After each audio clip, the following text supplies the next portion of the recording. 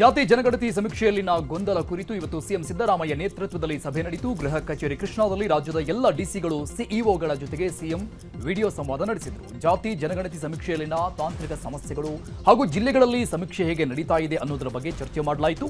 ಸಭೆ ಬಳಿಕ ಮಾತನಾಡಿದ ಸಿಎಂ, ಯಾವುದೇ ಕಾರಣಕ್ಕೂ ಸಮೀಕ್ಷೆಯ ಅವಧಿಯನ್ನ ವಿಸ್ತರಣೆ ಮಾಡಲ್ಲ. 90% ಸಮಸ್ಯೆಗಳು ಇತ್ಯರ್ಥ ಮಾಡಲಾಗಿದೆ. ಉಳಿದ ಸಮಸ್ಯೆಗಳು ಇವತ್ತೇ ಇತ್ಯರ್ಥವಾಗುತ್ತೆ ಅಂತ ಹೇಳಿದರು.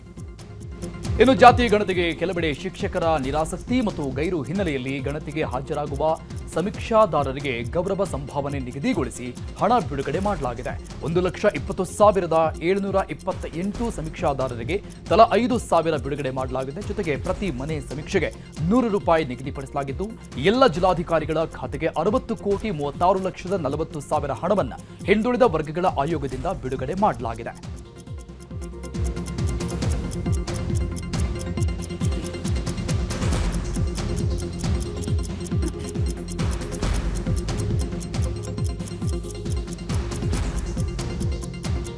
ಏನು ವಾಸ್ತವಾಂಶ ಸಮಸ್ಯೆ ಏನಿದೆ ಅಂತೇಳಿ ಎಲ್ಲ ಚರ್ಚೆಯನ್ನು ಮಾಡಿದ್ದಾರೆ. ಬಹುಶಃ ಅವ್ರಿಗೆಲ್ಲ ಕೆಲವು ಕಡೆ ನಮ್ಮ ಶಿಕ್ಷಕರು ಕೂಡ ಮಾರ್ಗದರ್ಶನವನ್ನು ಕೊಟ್ಟಿದ್ದಾರೆ. ನಮಗೆ ಅರಿವಿದೆ ದಸರಾ ಇದೆ ಅಂತೇಳಿ, ಆದರೂ ಕೂಡ ಎಲ್ಲ ಸರ್ಕಾರದ ಕೆಲಸ ಸಹಕಾರ ಕೊಡಬೇಕು ಅಂತ ಸಾಮಾಜಿಕವಾಗಿ ಶೈಕ್ಷಣಿಕವಾಗಿ ನಾವು ಅವ್ರಿಗೆ ಸಹಾಯ ಮಾಡಬೇಕು ಅಂತೇಳಿ ಸರ್ಕಾರ ಏನು ಒಂದು ತೀರ್ಮಾನ ಮಾಡಿದೆ, ಅದಕ್ಕೆಲ್ಲ ಸಹಕಾರ ಕೊಡಬೇಕು. ನಾನು ಕೂಡ ಎಲ್ಲರೂ ಕೂಡ ಮನವಿ ಮಾಡ್ತೇನೆ, ಎಲ್ಲ ಪಕ್ಷದ ಮುಖಂಡಗಳು, ಎಲ್ಲ ಜಾತಿ, ಎಲ್ಲ ಧರ್ಮದ ಮುಖಂಡಗಳು ಕೂಡ ಇದರಲ್ಲಿ ಭಾಗವಹಿಸಬೇಕು. ಮತ್ತು ಯಾರು ಹೊರಗಡೆ ಉದ್ಯೋಗಕ್ಕೋಸ್ಕರ ಹೊರಗಡೆ ಹೋಗಿದ್ದೀರಿ, ನೀವು ಕೂಡ ಆನ್ಲೈನಲ್ಲಿ ಏನು ನಮ್ಮ ನಂಬರ್ನ ನಾವು ನಿಮ್ಮುದ್ದೆ ಮಾಡಿದ್ದೇವೆ, ಆ ನಂಬರ್ ತೆಗೆದುಕೊಂಡು ತಾವು ಕೂಡ ಭಾಗವಹಿಸಿ ತಮ್ಮ ಮಾಹಿತಿ. ನೋ ಕ್ವಶನ್ ಆಫ್ ಎಕ್ಸ್ಟೆನ್ಷನ್ ಇದರಲ್ಲಿ ಸ್ಪೀಡಪ್ ಮಾಡಬೇಕು. ಎಲ್ಲವೂ ಸ್ಟಾರ್ಟ್ ಆಗಿದೆ. ಇವತ್ತಿನಿಂದ ಎಲ್ಲ ಜಿಲ್ಲೆಗಳಲ್ಲೂ ಕೂಡ ಪ್ರಾರಂಭ ಆಗುತ್ತೆ. ಯಾವ್ಯಾವ ಜಿಲ್ಲೆ ಬೆಂಗಳೂರಿನಲ್ಲಿ ಭಾಳ ಕಡಿಮೆ ಆಗಿದೆ ನಿಜ. ಬೆಂಗಳೂರು ನಗರದಲ್ಲಿ ಜಾತಿ ಜನಗಣತಿಯಲ್ಲಿ ಮತ್ತೊಂದು ಎಡವಟ್ಟಾಗಿದೆ. ನಡೆಯಲು ಬಾರದ ವಿಕಲಚೇತನರನ್ನ ಸಮೀಕ್ಷೆ ಕೆಲಸಕ್ಕೆ ಹಾಕಲಾಗಿದೆ. ಈ ಬಗ್ಗೆ ವಿಕಲಚೇತನ ರಾಜ್ಯ ಸರ್ಕಾರಿ ನೌಕರರ ಸಂಘದ ಅಧ್ಯಕ್ಷ ಬೀರಪ್ಪ ಅಸಮಾಧಾನವನ್ನ ವ್ಯಕ್ತಪಡಿಸಿದ್ದಾರೆ. ಕರ್ತವ್ಯ ನಿರ್ವಹಿಸೋಕೆ ನಮಗೆ ಹಿಂಜರಿಕೆ ಇಲ್ಲ, ಆದರೆ ಸಂಪೂರ್ಣವಾಗಿ ನಡೆಸೋದಕ್ಕೆ ಬಾರದ ನಾವು ದಿನಕ್ಕೆ 150 ಮನೆಗೆ ಹೋಗೋದು ಹೇಗೆ? ಸರ್ಕಾರ ಜಿಬಿಎ ಆದೇಶಿಸುವ ಮುನ್ನ ಪರಿಶೀಲಿಸಬೇಕಲ್ವಾ? 30ಕ್ಕೂ ಹೆಚ್ಚು ವಿಶೇಷ ಚೇತನರ ನೌಕರರಿಗೆ ಸರ್ವೆ ಕೆಲಸ ಮಾಡುವಂತೆ ಆದೇಶಿಸಲಾಗಿದೆ. ಹೀಗಾಗಿ ಈ ಆದೇಶವನ್ನ ಕೂಡಲೇ ಹಿಂಪಡಿಬೇಕು ಅಂತ ಆಗ್ರಹಿಸಿದ್ದಾರೆ. ಎಲ್ಲಿಯೂ ಕೂಡ ವಿಕಲಚೇತನರ ಬಳಕೆ ಮಾಡಿಲ್ಲ. ಅದು ವಿಶೇಷ ಕೊಪ್ಪಳದಾಗಿರೋದು. ಬೇರೆ ಬೇರೆ ಜಿಲ್ಲೆಯಲ್ಲಿ ಇವತ್ತು ನಿನ್ನೆ ನಾನು ಕೊಪ್ಪಳದಿಂದ ಬೆಂಗಳೂರು ಬರುವಂಥ ಸಮಯದಲ್ಲಿ ನಮ್ಮಲ್ಲಿ ಸುಮಾರು 300 ಜನ ವಿಕಲಚೇತನರು, ಸಚಿವಾಲಯ ಇರ್ಬೋದು, ಬೇರೆ ಬೇರೆ ಕಂದಾಯ ಇಲಾಖೆ, ವಿಧಾನಸಭೆ, ಬೇರೆ ಬೇರೆ ಅನೇಕ 300 ಜನ ವಿಕಲಚೇತನರು ಬೆಂಗಳೂರಲ್ಲಿ ಕೆಲಸ ಮಾಡ್ತಾ ಇದ್ದಾರೆ. ನ್ಯಾಯ ಮೂಲಕ ಏನಪ್ಪ ಸರ್ಕಾರಕ್ಕೆ ವಿನಂತಿ ಮಾಡ್ತಾರೆ ಅಂದ್ರೆ, ಸುಪ್ರೀಂ ಕೋರ್ಟ್ ಆದೇಶ ಕೂಡ ಇದೆ, ನಮ್ಮನ್ನ ಏನಪ್ಪ ಅಂದ್ರೆ ಚುನಾವಣೆ ಕೆಲಸ ಮತ್ತೆ ಇಂಥ ಕೆಲಸಕ್ಕೆ ಬಳಸಬಾರ್ದು ಅಂತೇಳಿ. ಅವ್ರು ನೋಡ್ರಿ, ನಾವು ವಿಕಲಚೇತನ ನಡೆಯೋದ ಕಷ್ಟ ಇರ್ತೈತಿ. ಈಗ ಮನೆಗೆ ಹೋಗಿ ಈ ಥರ ಮಾಡೋದು ಭಾಳ ಕಷ್ಟ ಆಗುತ್ತೆ. ಇನ್ನು ಮನೆ ಸಮೀಕ್ಷೆ ಮಾಡೋಕೆ ಬಂದವರಿಗೆ ಶಾಕ್ ಎದುರಾದ ಘಟನೆ ಕೊಪ್ಪಳದಲ್ಲಿ ನಡೆದಿದೆ. ನಗರದ ವಾರ್ಡ್ ನಂಬರ್ 28ರ ನಿವಾಸಿ ರಾಮಣ್ಣ ಮಂಗಳೂರು ಸಮೀಕ್ಷೆಗೆ ವಿರೋಧ ವ್ಯಕ್ತಪಡಿಸಿದ್ದಾರೆ. ಅಲ್ಲದೆ 8 ಪ್ರಮುಖ ಅಂಶಗಳ ಬಗ್ಗೆ ಲೆಟರ್ ಬರೆದುಕೊಟ್ಟು ಸಮೀಕ್ಷೆಯಿಂದ ದೂರ ಉಳಿದಿದ್ದಾರೆ. ಈ ಬಗ್ಗೆ ನ್ಯೂಸ್ 18 ಜೊತೆ ಮಾತನಾಡಿದ ರಾಮಣ್ಣ, ಸಮೀಕ್ಷೆಯಲ್ಲಿರುವ ಪ್ರಶ್ನೆಗಳು ಸರಿಯಾಗಿಲ್ಲ, ಮನೆಯಲ್ಲಿ ಎಷ್ಟು ಕೊಠಡಿಗಳಿವೆ ಅಂತ ಕೇಳ್ತಾರೆ, ಸಾರ್ವಜನಿಕ ಸ್ಥಳದಲ್ಲಿ ಜಾತಿ ಪದ ಬಳಕೆ ಮಾಡುವಂತಿಲ್ಲ, ಮನೆಯಲ್ಲಿ ವಿಧವೆಯರ ಬಗ್ಗೆಯೂ ಕೇಳಿದ್ರು. ಈ ಎಲ್ಲ ಪ್ರಶ್ನೆಗಳಿಂದ ನನಗೆ ನೋವಾಗಿದೆ, ಹೀಗಾಗಿ ನಾನು ಸಮೀಕ್ಷೆ ನಿರಾಕರಣೆ ಮಾಡಿದ್ದೇನೆ ಅಂತ ಹೇಳಿದರು. ತಲುಪಿಸಿದ್ದೀನಿ ಸರ್. ಆ 8 ಪ್ರಶ್ನೆಗಳಲ್ಲಿ ಯಾವ ಇದಾವೆ ಅಂತಂದರೆ, ಮನೆಯಲ್ಲಿ ಕೊಠಡಿಗಳ ಸಂಖ್ಯೆ, ಇದು ಅಸಂಬದ್ಧ ಪ್ರಶ್ನೆ ಸರ್. ಎರಡನೇದಾಗಿ ಮನೆಯಲ್ಲಿ ಶೌಚಾಲಯ ಇದೆ, ಇವೆಲ್ಲ ಬೇಡ ಸರ್. ವಿದ್ಯುತ್ ಇದೆ, ಮನೆ ಅಂದಮೇಲೆ ಇವೆಲ್ಲ ಇದ್ದೇ ಇರ್ತದೆ ಸರ್. ಎರಡನೇದಾಗಿ ಮನೆಯಲ್ಲಿ ವಿಧವೆಯರಿದ್ದಾರೆ ಸರ್, ಈ ಮಹಿಳಾ ಸ್ವಾತಂತ್ರ್ಯಕ್ಕೆ ಧಕ್ಕೆಯನ್ನು ಉಂಟು ಮಾಡ್ತದೆ ಸರ್. ಆನಂತರ ವೈಯಕ್ತಿಕ ವಿಚಾರಕ್ಕೆ ಬಂದರೆ ಅವನ ಆಸ್ತಿ ಎಷ್ಟು, ಅವನಿಗೆ ಕಾರ್ ಎಷ್ಟು, ಅಂತಸ್ತು, ಅದನ್ನೆಲ್ಲ ಕೇಳೋದಕ್ಕೆ ಒಂದು ಸಪ್ರೇಟ್ ಡಿಪಾರ್ಟ್ಮೆಂಟೇ ಇದೆ ಸರ್.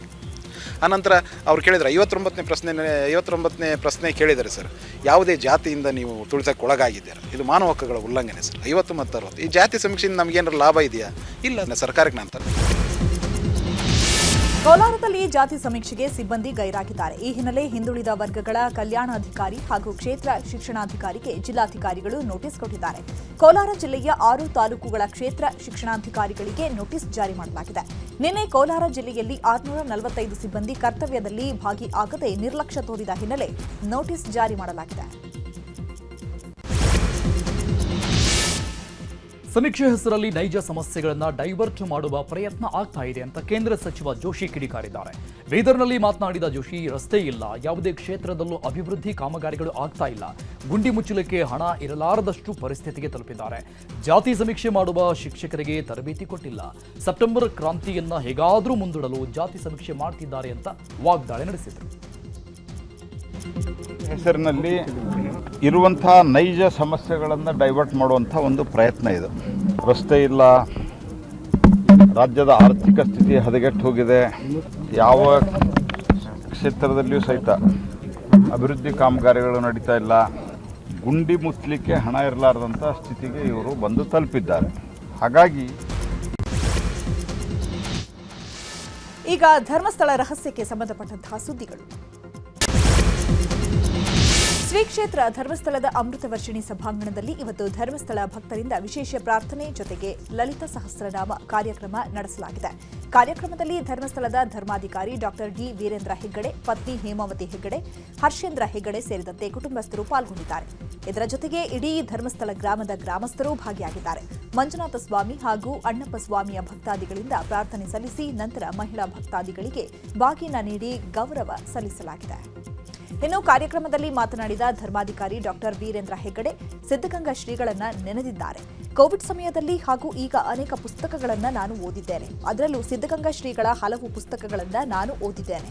ನಮ್ಮನ್ನ ಹೊಗಳಿದ್ದೀರಿ, ಆದರೆ ನಮ್ಮ ಸೇವೆ ಧರ್ಮ ನಮಗೆ ಮುಖ್ಯ ಅಂತ ಸಿದ್ಧಗಂಗಾ ಶ್ರೀಗಳು ಹೇಳಿದ್ದಾರೆ ಅಂತ ಹೇಳಿದರು. ಮೊದಲನೇದಾಗಿ ನಾನು ಕೋವಿಡ್ ಸಂದರ್ಭದಲ್ಲಿ ಅನೇಕ ಪುಸ್ತಕಗಳನ್ನು ಓದ್ತಾ ಇದ್ದೆ. ಈಗ ಈ ಸಂದರ್ಭದಲ್ಲಿ ಕೂಡ ಅನೇಕ ಪುಸ್ತಕಗಳನ್ನು ಓದ್ತಾ ಇದ್ದೇನೆ. ಅದರಲ್ಲಿ ನಮ್ಮ ಸಿದ್ಧಗಂಗಾ ಮಠದ ಸ್ವಾಮಿಗಳ ಕೆಲವು ಪುಸ್ತಕಗಳನ್ನು ಓದ್ತಾ ಇದ್ದೆ. ಅದೆಲ್ಲ ಅವರು ಹೇಳಿದ್ದಾರೆ, ನನ್ನನ್ನು ಹೊಗಳಿದ್ದೀರಿ, ನಮಗದು ಪ್ರಿಯವಾದುದಲ್ಲ, ನಮ್ಮ ಕರ್ತವ್ಯ ಧರ್ಮ ಸೇವೆ ಎಂದು ಭಾವಿಸಿದ್ದೇವೆ. ಪ್ರಪಂಚ ಇಂದು ವೇಗವಾಗಿ ಸಾಗಿದೆ, ಪ್ರಗತಿ ಭೌತಿಕ ಅನೂಹ್ಯವಾಗಿ ನಡೆದಿದೆ. ಎಷ್ಟಾಗಿಯೂ ನಿರಾಶೆ ವ್ಯಾಪಕವಾಗಿದೆ. ಸಮಸ್ಯೆಗಳಿಗೆ ಲೆಕ್ಕವಿಲ್ಲ, ಎಲ್ಲರೂ ನೆಮ್ಮದಿ ಇಲ್ಲ, ಅಸಮಾಧಾನದ ಹೊಗೆಯಾಡುತ್ತದೆ. ನನಗೆ ಈಗ ಮನಸ್ಸು ಸ್ವಲ್ಪ ಹಗುರವಾಗಿದೆ. ನಮ್ಮ ಮೇಲೆ ದೃಢವಾದ ನಂಬಿಕೆ ಇಟ್ಟ ಎಲ್ಲರಿಗೂ ನಾನು ಆಭಾರಿಯಾಗಿದ್ದೇನೆ. ನಾವು ಯಾರನ್ನೂ ಹೀಯಾಳಿಸಿಲ್ಲ, ದ್ವೇಷ ಕೂಡ ಮಾಡಿಲ್ಲ. ನಾವು ತಪ್ಪು ಮಾಡದ ಕಾರಣ ನಮಗೆ ಆತ್ಮವಿಶ್ವಾಸ ಇದೆ ಅಂತ ಹೇಳಿದರು. ಒಂದೇ ಮಾತು ಹೇಳಿದ್ವಲ್ಲೇ, ನಿಮ್ಮೆಲ್ಲರ ವಿಶ್ವಾಸ ನಮಗೆ ಜೀವಂತವಾಗಿಟ್ಟಿದೆ ನಮ್ಮನ್ನು. ಈ ಸಂದರ್ಭದಲ್ಲಿ ಬೇರೆ ಯಾರಾದರೂ ಕೇಳಿದರೆ ನೀವು ಹೇಗೆ ಅದನ್ನು ನಿಭಾಯಿಸ್ತೀರಿ, ಹೇಗೆ ಇಷ್ಟು ಸಂತೋಷವಾಗಿದ್ದೀರಿ, ನಾನೇ ಅವರಿಗೆ ಇಷ್ಟ ಹೇಳಿದೆ, ಒಂದು ನಾವು ತಪ್ಪು ಮಾಡಲಿಲ್ಲ, ಹಾಗಾಗಿ ನಮ್ಮ ತಪ್ಪು ಮಾಡದಿರೋದು ನಮಗೆ ಆತ್ಮವಿಶ್ವಾಸ ಇದೆ. ಇನ್ನು ಎಸ್ಐಟಿ ತನಿಖೆ ಬಗ್ಗೆಯೂ ಮಾತನಾಡಿದ ಅವರು, ಎಸ್ಐಟಿ ವರದಿ ಅರ್ಧ ಬಂದ ಕಾರಣ ನಾನು ಇಷ್ಟು ಧೈರ್ಯವಾಗಿ ಮಾತನಾಡ್ತಾ ಇದ್ದೀನಿ. ನಮ್ಮ ಹೊಳಪು ಹಾಗೆ ಉಳಿದಿದೆ. ಇದಕ್ಕೆ ನಾನು ಸರ್ಕಾರಕ್ಕೆ ಕೃತಜ್ಞತೆ ಸಲ್ಲಿಸ್ತೇನೆ ಅಂತ ಹೇಳಿದ್ದಾರೆ. ನಾವು ಯಾರಿಗೆಲ್ಲರಿಗೂ ಒಂದೇ ಹೇಳಿದೆ, SIT ರಿಪೋರ್ಟ್ ಬರೆದೇ ನಾನು ಏನು ಹೇಳೋದಿಲ್ಲ ಅಂತ. ಈಗ ಅರ್ಧ ರಿಪೋರ್ಟ್ ಬಂದದ್ರಿಂದ ಎಷ್ಟು ಧೈರ್ಯವಾಗಿ ನಾನು ಮಾತಾಡೋದಿಲ್ಲ. ಯಾಕೆಂದರೆ ಮಾತಾಡಬಾರ್ದು ಅಂತ ಹೇಳಿದ್ರು ನಮ್ಮ ವಕೀಲರು, ಇವರೆಲ್ಲ ಮಾತಾಡಬೇಡಿ, ನೀವೇನು ಎಲ್ಲ ಸತ್ಯ ಹೊರಗೆ ಬರಲಿ ಅಂತ. ಸರ್ಕಾರಕ್ಕೆ ನಾನು ಕೃತಜ್ಞನಾಗಿದ್ದೇನೆ SIT ಮಾಡಿ. ಇನ್ನು ಧರ್ಮಸ್ಥಳ ಕುರಿತು ಎಸ್ಐಟಿ ತನಿಖೆಗೆ ವೀರೇಂದ್ರ ಹೆಗ್ಗಡೆ ಅವರ ಸ್ವಾಗತದ ಮಾತಿಗೆ ಸಿಎಂ ಡಿಸಿಎಂ ಪ್ರತಿಕ್ರಿಯೆ ಕೊಟ್ಟರು. ನಾವು ಯಾವಾಗಲೂ ಒಳ್ಳೆಯದೇ ಮಾಡ್ತೀವಿ ಅಂದ್ರು ಸಿಎಂ ಸಿದ್ದರಾಮಯ್ಯ. ನಮ್ಮ ಸರ್ಕಾರ ಯಾರಿಗೂ ತೊಂದರೆ ಕೊಡಲು ಬಯಸೋದಿಲ್ಲ. ಈವರೆಗೂ ಧರ್ಮಸ್ಥಳ ಪ್ರಕರಣದಲ್ಲಿ ಮಧ್ಯ ಪ್ರವೇಶಿಸಿಲ್ಲ ಅಂತ ಡಿಸಿಎಂ ಡಿಕೆ ಶಿವಕುಮಾರ್ ಹೇಳಿದರು. ಇನ್ನು ಧರ್ಮಸ್ಥಳ ಪ್ರಕರಣದ ಕುರಿತು ಸಚಿವ ದಿನೇಶ್ ಗುಂಡೂರಾವ್ ಮಾತನಾಡಿದರು. ಸರ್ಕಾರದ ಉದ್ದೇಶ ಸಫಲವಾಗಿದೆ, ತನಿಖೆ ನಡೆಸ್ತಾ ಇದ್ದಾರೆ. ಇದರ ಹಿಂದೆ ಇದ್ದವರು ತನಿಖೆಯಿಂದ ಹೊರಬರ್ತಾರೆ. ಬುರುಡೆ ಮತ್ತು ಮೂಳೆ ಎಲ್ಲಿಂದ ಬಂತು ಅನ್ನೋದರ ತನಿಖೆ ಆಗಲಿದೆ. ವಾಮಾಚಾರ ಮಾಡಿದಾರ ಅಥವಾ ಬೇರೆ ಏನಾಗಿದೆ ಅನ್ನೋದು ಗೊತ್ತಾಗಲಿ ಅಂತ ದಿನೇಶ್ ಗುಂಡೂರಾವ್ ಹೇಳಿದರು. ಮಹೇಶ್ ಶೆಟ್ಟಿ ತಿಮರೋಡಿ ಮನೆಯಲ್ಲಿ ಅಕ್ರಮ ಶಸ್ತ್ರಾಸ್ತ್ರ ಪತ್ತೆ ಪ್ರಕರಣಕ್ಕೆ ಸಂಬಂಧಪಟ್ಟಂತೆ ತಿಮರೋಡಿಗೆ 3ನೇ ಹಾಗೂ ಅಂತಿಮ ನೋಟಿಸ್ ಜಾರಿ ಮಾಡಲಾಗಿದೆ. ಪ್ರಕರಣಕ್ಕೆ ಸಂಬಂಧಪಟ್ಟಂತೆ ವಿಚಾರಣೆಗೆ ಹಾಜರಾಗಲು ನೋಟಿಸ್ ಜಾರಿ ಮಾಡಲಾಗಿದೆ. ಈ ಹಿಂದೆ 2 ನೋಟಿಸ್ ನೀಡಿದ್ರೂ ತಿಮರೋಡಿ ವಿಚಾರಣೆಗೆ ಹಾಜರಾಗಿರಲಿಲ್ಲ. ಹೀಗಾಗಿ ಇವತ್ತು ಮನೆಗೆ ತೆರಳಿ ಬೆಳತಂಗಡಿ ಪೊಲೀಸರು ನೋಟಿಸ್ ಅಂಟಿಸಿದ್ದಾರೆ. ಸೆಪ್ಟೆಂಬರ್ 29ಕ್ಕೆ ವಿಚಾರಣೆಗೆ ಹಾಜರಾಗುವಂತೆ ಸೂಚಿಸಿದ್ದಾರೆ. ಒಂದು ವೇಳೆ ವಿಚಾರಣೆಗೆ ಹಾಜರಾಗದಿದ್ರೆ ಬಂಧನ ಮಾಡುವ ಸಾಧ್ಯತೆ ಇದೆ. ಸಿಎಂ ಸಿದ್ದರಾಮಯ್ಯ ಅವರನ್ನ ಇವತ್ತು ಬೆಂಗಳೂರಿನ ಕಾವೇರಿ ನಿವಾಸದಲ್ಲಿ ಗೃಹ ಸಚಿವ ಪರಮೇಶ್ವರ್ ಭೇಟಿಯಾದರು. ಈ ವೇಳೆ ಎಸ್ಐಟಿ ಮುಖ್ಯಸ್ಥ ಪ್ರಣವ್ ಮಹಾಂತಿ ಕೂಡ ಭೇಟಿ ನೀಡಿದ್ದು ಧರ್ಮಸ್ಥಳ ಪ್ರಕರಣದ ತನಿಖೆಯ ಬಗ್ಗೆ ಸಿಎಂ ಹಾಗೂ ಗೃಹ ಸಚಿವ ಪರಮೇಶ್ವರ್ಗೆ ಮೌಖಿಕವಾಗಿ ಮಾಹಿತಿ ಕೊಟ್ಟಿದ್ದಾರೆ. ಬಳಿಕ ಸಿಎಂ ಹಾಗೂ ಗೃಹ ಸಚಿವರು ಪ್ರತ್ಯೇಕವಾಗಿ ಪ್ರಕರಣದ ಕುರಿತು ಚರ್ಚೆ ನಡೆಸಿದ್ದಾರೆ. ಸುಪ್ರೀಂ ಕೋರ್ಟ್ನಲ್ಲಿ ಬುರುಡೆ ಗ್ಯಾಂಗ್ನ ಪಿಐಎಲ್ ವಜಾ ಆಗಿರುವ ವಿಚಾರವಾಗಿ ಸುಪ್ರೀಂ ಕೋರ್ಟ್ ನ್ಯಾಯವಾದಿ ಕೆವಿ ಧನಂಜಯ್ ಸ್ಪಷ್ಟನೆ ಕೊಟ್ಟಿದ್ದಾರೆ. ದೂರುದಾರರು ಸುಪ್ರೀಂ ಕೋರ್ಟ್ನ ಹಸ್ತಕ್ಷೇಪ ಕೋರಿದ್ರು. ಪ್ರಕರಣದ ಬಗ್ಗೆ ಯಾವುದೇ ಎಫ್ಐಆರ್ ದಾಖಲಾಗಿಲ್ಲ. ಕೋರ್ಟ್ಗೆ ತಡವಾಗಿ ಅರ್ಜಿ ಸಲ್ಲಿಕೆ ಮಾಡಿದ್ರಿಂದ ಸುಪ್ರೀಂ ಕೋರ್ಟ್ ವಜಾ ಮಾಡಿತು. ಆ ವೇಳೆ ಸುಪ್ರೀಂ ಕೋರ್ಟ್ ಆರೋಪಗಳ ಅರ್ಹತೆಗಳನ್ನು ಪರಿಶೀಲಿಸ್ತಾ ಇಲ್ಲ ಅಂತ ಸ್ಪಷ್ಟಪಡಿಸಿದೆ. ರಿಟ್ ಅರ್ಜಿ ಸಲ್ಲಿಕೆ ವಿಳಂಬ ಮಾಡಿದ ಆಧಾರದ ಮೇಲೆ ವಜಾಗೊಳಿಸಲಾಗಿದೆ. ಯಾವುದೇ ಪ್ರತಿವಾದಿಗಳಿಗೆ ಅಥವಾ ರಾಜ್ಯ ಸರ್ಕಾರಕ್ಕೆ ನೋಟಿಸ್ ನೀಡಲಿಲ್ಲ ಅಂತ ಕೆವಿ ಧನಂಜಯ್ ಸ್ಪಷ್ಟಪಡಿಸಿದ್ದಾರೆ. ಧರ್ಮಸ್ಥಳ ಕೇಸ್ನಲ್ಲಿ ಉನ್ನತ ಮಟ್ಟದ ಕಾಂಗ್ರೆಸ್ ನಾಯಕರಿದ್ದಾರೆ. ಹೊರ ರಾಜ್ಯದ ಸಂಸದರು ಸೇರಿದಂತೆ ಹಲವರಿದ್ದಾರೆ ಅಂತ ಕೇಂದ್ರ ಸಚಿವ ಪ್ರಹ್ಲಾದ್ ಜೋಶಿ ಹೇಳಿದ್ದಾರೆ. ಮಹೇಶ್ ತಿಮರೋಡಿ ಸೇರಿದಂತೆ ಹಲವರನ್ನ ತನಿಖೆ ಮಾಡಿದರೆ ಷಡ್ಯಂತ್ರ ಮಾಡಿರುವವರ ಹೆಸರನ್ನ ಅವರೇ ಹೇಳ್ತಾರೆ ಅಂತ ಹೇಳಿದರು.